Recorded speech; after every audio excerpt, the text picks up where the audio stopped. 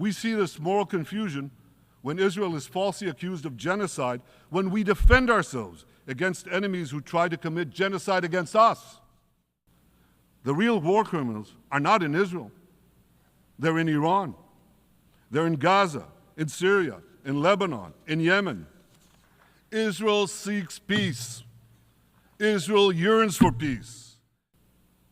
I have a message for the tyrants of Tehran. If you strike us, we will strike you. There is no place in Iran that the long arm of Israel cannot reach. And I have another message for this assembly and for the world outside this hall. We are winning. Look at the second map. It's a map of a curse. It's a map of an arc of terror that Iran has created and imposed from the Indian Ocean to the Mediterranean. Because we must all do everything in our power to ensure that Iran never gets nuclear weapons. We remain focused on our sacred mission, bringing our hostages home, and we will not stop until that mission is complete. What we seek is a demilitarized and de-radicalized Gaza. Only then can we ensure that this round of fighting will be the last round of fighting. Well, I've come here today to say, enough is enough. I said to the people of Lebanon this week, get out of the death trap that Hezbollah has put you in. No army has done what Israel is doing to minimize civilian casualties. Mr. President, ladies and gentlemen, I didn't intend to come here this year. My country is at war, fighting for its life. But after I heard the lies and slanders leveled at my country by many of the speakers at this podium, I decided to come here and set the record straight.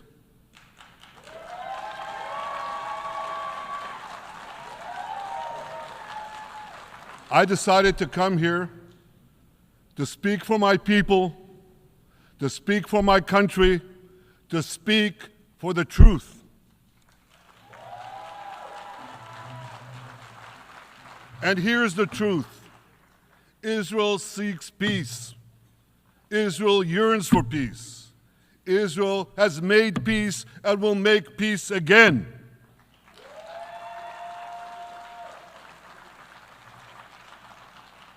Yet we face savage enemies who seek our annihilation, and we must defend ourselves against these savage murderers. Our enemies seek not only to destroy us, they seek to destroy our common civilization and return all of us to a dark age of tyranny and terror. When I spoke here last year, I said we faced the same timeless choice that Moses put before the people of Israel thousands of years ago.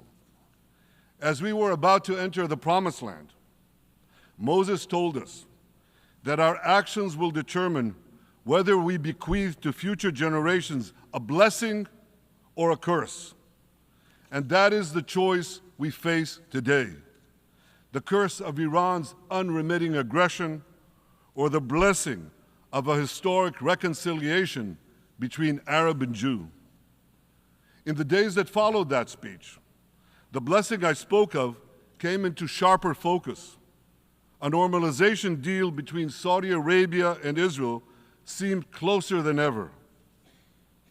But then came the curse of October 7th. Thousands of Iranian-backed Hamas terrorists from Gaza burst into Israel in pickup trucks, on motorcycles, and they committed unimaginable atrocities. They savagely murdered 1,200 people. They raped and mutilated women. They beheaded men. They burned babies alive. They burnt entire families alive, babies, children, parents, grandparents, in scenes reminiscent of the Nazi Holocaust. Hamas kidnapped 251 people from dozens of different countries, dragging them into the dungeons of Gaza. Israel has brought home 154 of these hostages, including 117 who returned alive. I again promise you, we will return your loved ones home. We will not spare that effort until this holy mission is accomplished.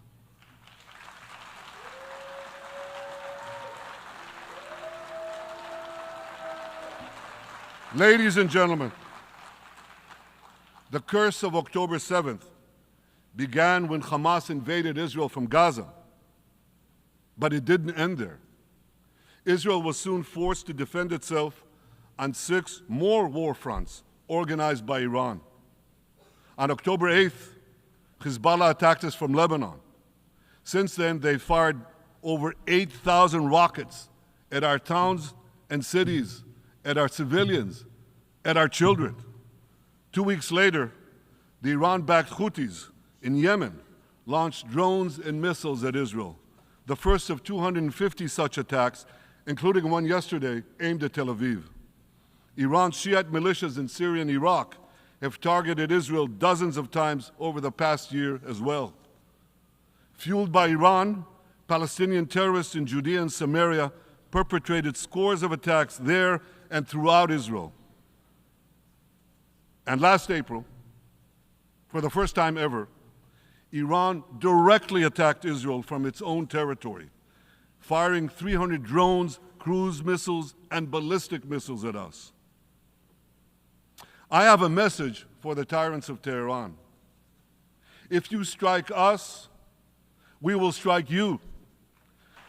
There is no place in Iran that the long arm of Israel cannot reach, and that's true of the entire Middle East. Far from being lambs led to the slaughter, Israel's soldiers have fought back with incredible courage and with heroic sacrifice. And I have another message for this assembly and for the world outside this hall. We are winning.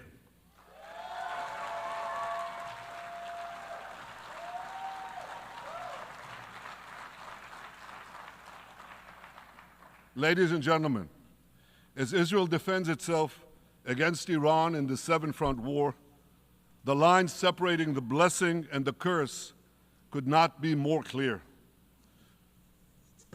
This is the map I presented here last year. It's a map of a blessing. It shows Israel and its Arab partners forming a land bridge connecting Asia and Europe between the Indian Ocean and the Mediterranean Sea. Across this bridge, we will lay rail lines, energy pipelines, fiber optic cables, and this will serve the betterment of 2 billion people. Now look at this second map. It's a map. Look at the second map. It's a map of a curse. It's a map of an arc of terror that Iran has created and imposed from the Indian Ocean to the Mediterranean. Iran's malignant arc has shut down international waterways. It cuts off trade. It destroys millions, destroys nations from within, and inflicts misery on millions. On the one hand, a bright blessing, a future of hope. On the other hand, a dark future of despair. And if you think this dark map is only a curse for Israel, if you think that, then you should think again. Because Iran's aggression, if it's not checked, will endanger every single country in the Middle East and many, many countries in the rest of the world. Because Iran seeks to impose its radicalism well beyond the Middle East. That's why it funds terror networks on 5 continents. That's why it builds ballistic missiles for nuclear warheads to threaten the entire world. For too long, the world has appeased Iran. It turns a blind eye to its internal repression. It turns a blind eye to its external aggression. Well, that appeasement must end. And that appeasement must end now. Nations of the world should support the brave people of Iran who want to rid themselves of this evil regime. Responsible governments should not only support Israel in rolling back Iran's aggression, they should join Israel. They should join Israel in stopping Iran's nuclear weapons program. In this body, in the Security Council, we're going to have a deliberation in a few months. And I call on the Security Council to snap back UN Security Council sanctions against Iran, because we must all do everything in our power to ensure that Iran never gets nuclear weapons.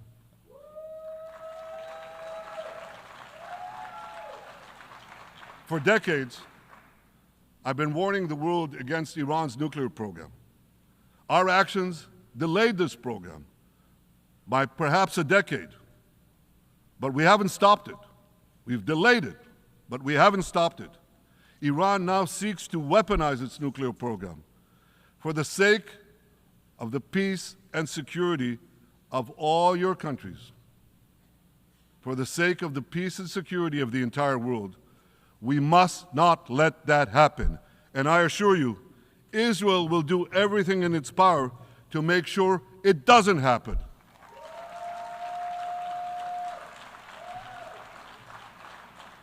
So, ladies and gentlemen, the question before us is simple.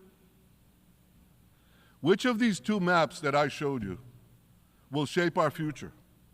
Will it be the blessings of peace and prosperity for Israel, our Arab partners, and the rest of the world? Or will it be the curse in which Iran and its proxies spread carnage and chaos everywhere? Israel has already made its choice.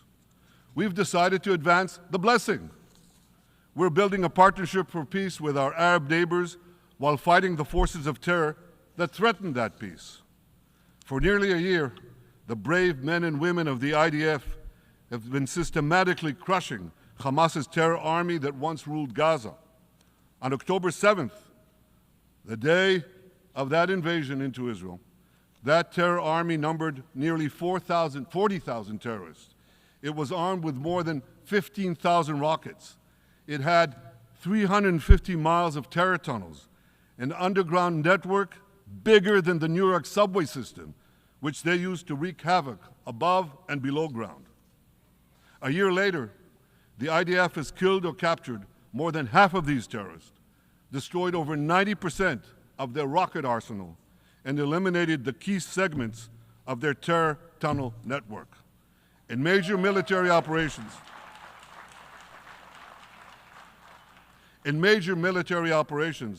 we destroyed nearly all of Hamas's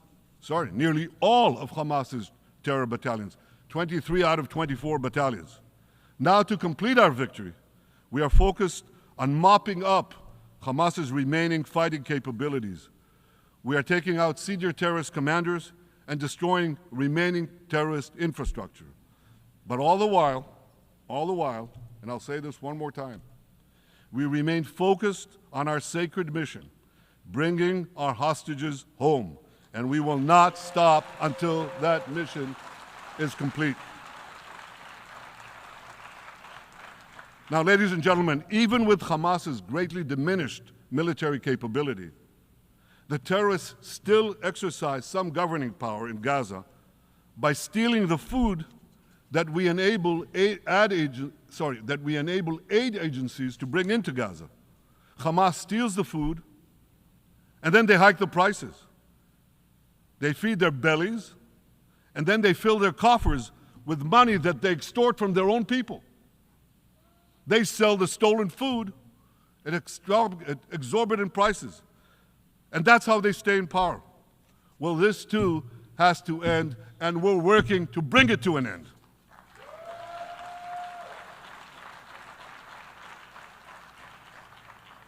And the reason is simple. Because if Hamas stays in power, it will regroup, rearm, and attack Israel again and again and again, as it is vowed to do. So Hamas has got to go.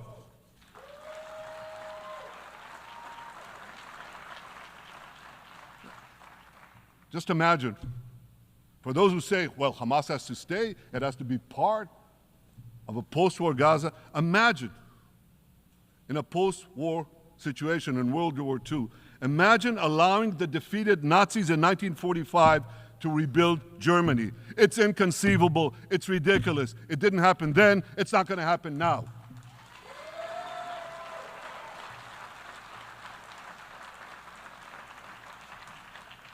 This is why Israel will reject any role for Hamas in a post-war Gaza. We don't seek to resettle Gaza. What we seek is a demilitarized and de-radicalized Gaza. Only then can we ensure that this round of fighting will be the last round of fighting.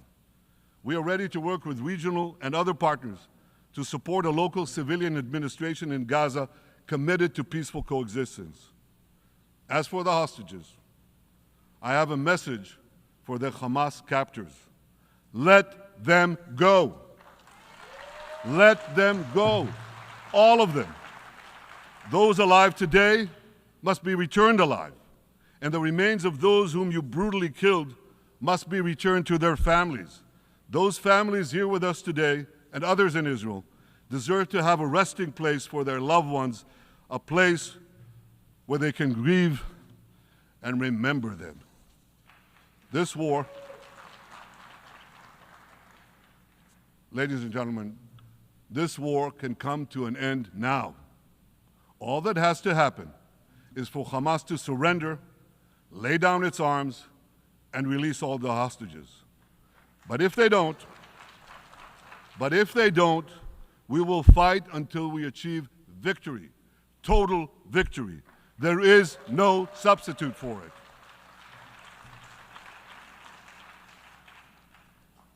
Israel must also defeat Hezbollah in Lebanon. Hezbollah is the quintessential terror organization in the world today. It has tentacles that span in all continents. It has murdered more Americans and more Frenchmen than any group except bin Laden. It's murdered the citizens of many countries represented in this room. And it has attacked Israel viciously over the last 20 years, in the last year, completely unprovoked. A day after the Hamas massacre, on October 7th, Hezbollah began attacks against Israel, which forced more than 60,000 Israelis on our northern border to leave their homes, becoming refugees in their own land. Hezbollah turned vibrant towns in the north of Israel into ghost towns. So I want you to think about this in equivalent American terms. Just imagine if terrorists turned El Paso and San Diego into ghost towns. Then ask yourself, how long would the American government tolerate that? A day? A week? A month? I doubt they tolerate it even for a single day. Yet Israel has been tolerating this intolerable situation for nearly a year. Well, I've come here today to say, enough is enough.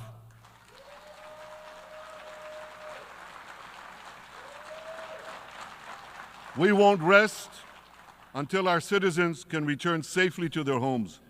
We will not accept a terror army perched on our northern border, able to perpetrate another October 7th-style massacre. For 18 years, Hezbollah brazenly refused to implement UN Security Council Resolution 1701, which requires it to move its forces away from our borders. Instead, Hezbollah moved right up to our border. They secretly dug terror tunnels to infiltrate our communities and indiscriminately fired thousands of rockets into our towns and villages. They fire these rockets and missiles not from military sites, not from that. They do that too.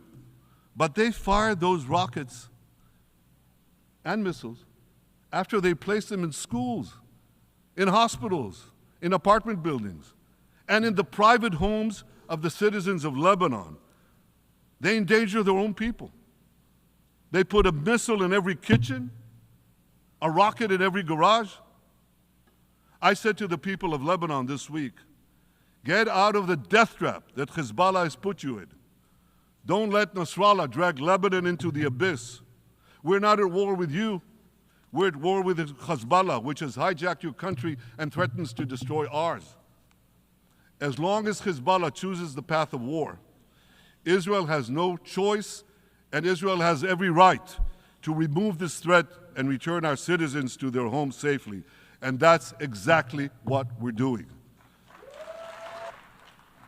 Ladies and gentlemen, we're committed to removing the curse of terrorism that threatens all civilized societies. But to truly realize the blessing of a new Middle East, we must continue the path we paved with the Abraham Accords 4 years ago. Above all, this means achieving a historic peace agreement between Israel and Saudi Arabia.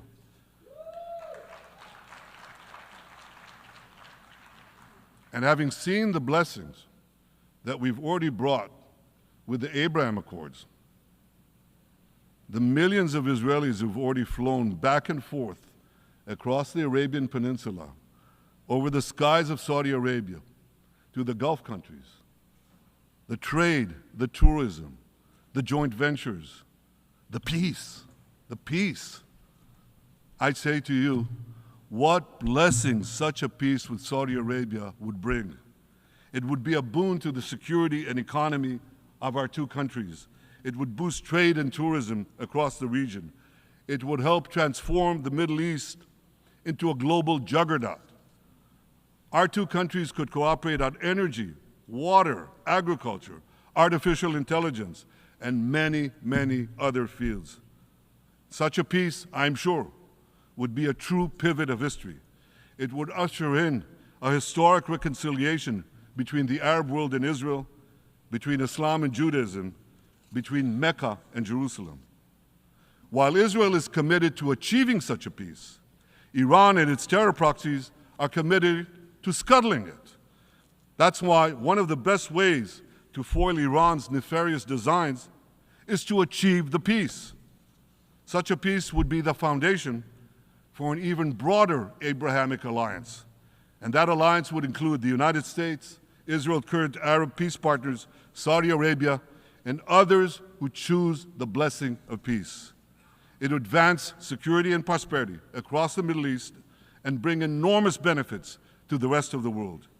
With American support and leadership, I believe this vision can materialize, and much sooner than people think. And as the Prime Minister of Israel, I will do everything in my power to make it happen. This is an opportunity that we and the world should not let go by.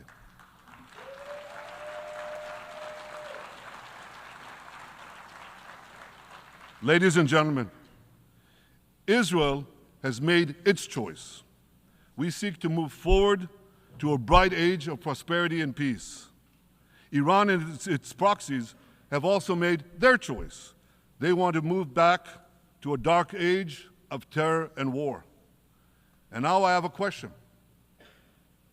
And I pose that question to you. What choice will you make? Will your nation stand with Israel? Will you stand with democracy and peace? Or will you stand with Iran, a brutal dictatorship that subjugates its own people, exports terrorism across the globe? In this battle between good and evil, there must be no equivocation. When you stand with Israel, you stand for your own values and your own interests. Yes, we're defending ourselves, but we're also defending you against a common enemy that through violence and terror seeks to destroy our way of life. So there should be no confusion about this.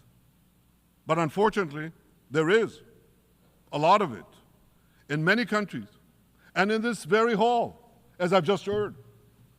Good is portrayed as evil, and evil is portrayed as good. We see this moral confusion when Israel is falsely accused of genocide, when we defend ourselves against enemies who try to commit genocide against us.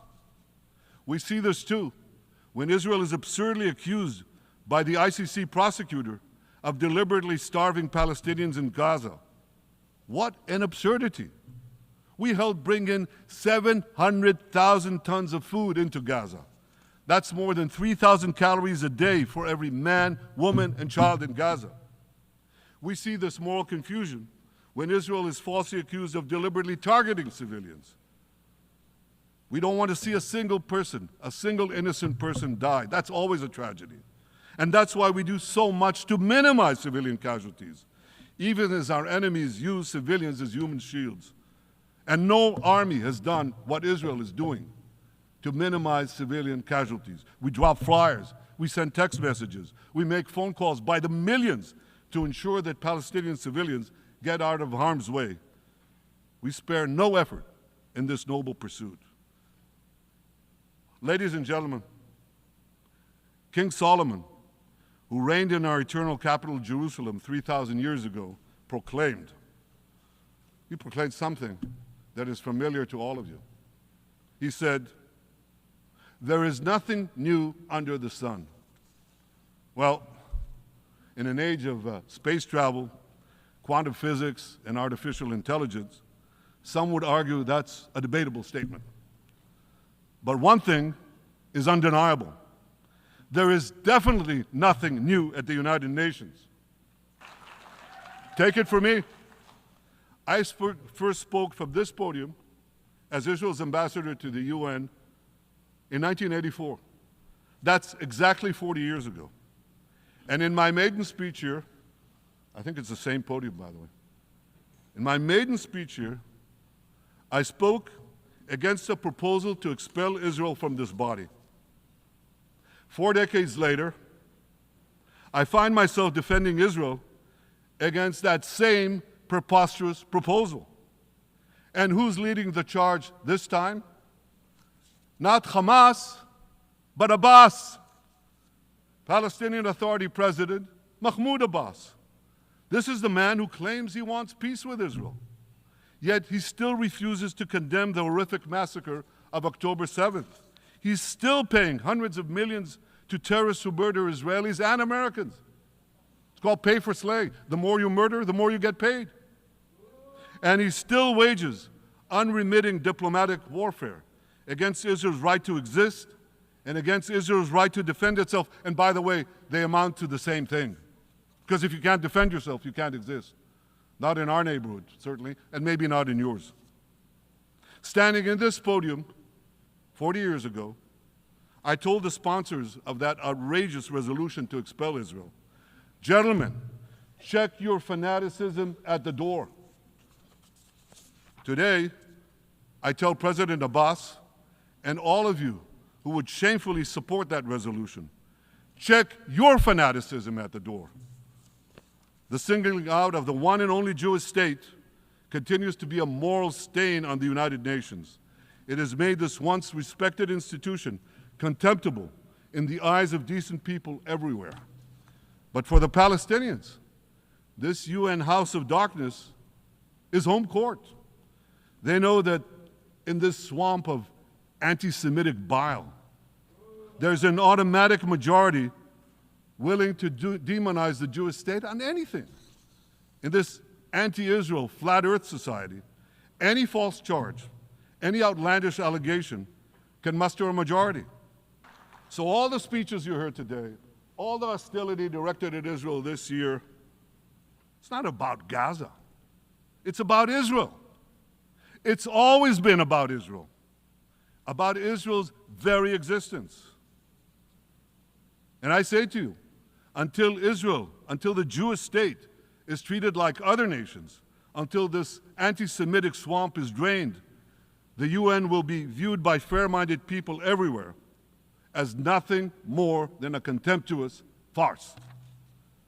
Now, given the anti-Semitism at the UN, it should surprise no one that the prosecutor at the ICC, one of the UN's affiliated organs, is considering issuing arrest warrants against me and Israel's defense minister, the democratically elected leaders of the democratic state of Israel. The ICC prosecutors rushed to judgment. His refusal to treat Israel with its independent courts the way other democracies are treated is hard to explain by anything other than pure anti-Semitism.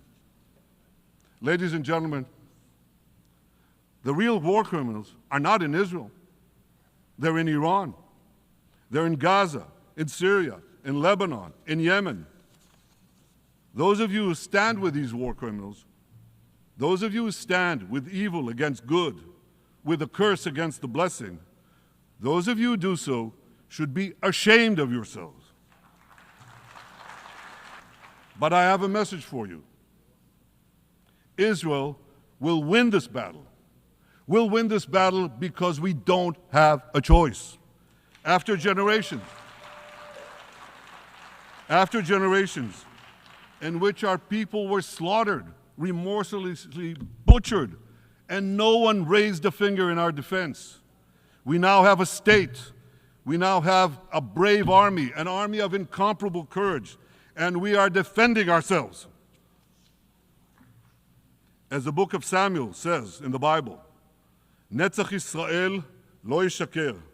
The eternity of Israel will not falter. In the Jewish people's epic journey from antiquity, in our odyssey through the tempest and upheavals of modern times, that ancient promise has always been kept, and it will hold true for all time. To borrow a great poet's phrase, Israel will not go gently into that good night. We will never need to rage against the dying of the light, because the torch of Israel will forever shine bright.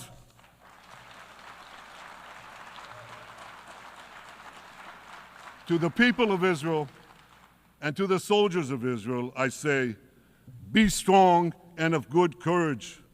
חזקו ואמצו ואל תיראו מפניהם, כי אדוני אלוהיך הוא ההולך עמך, לא ירפך ולא יעזבך.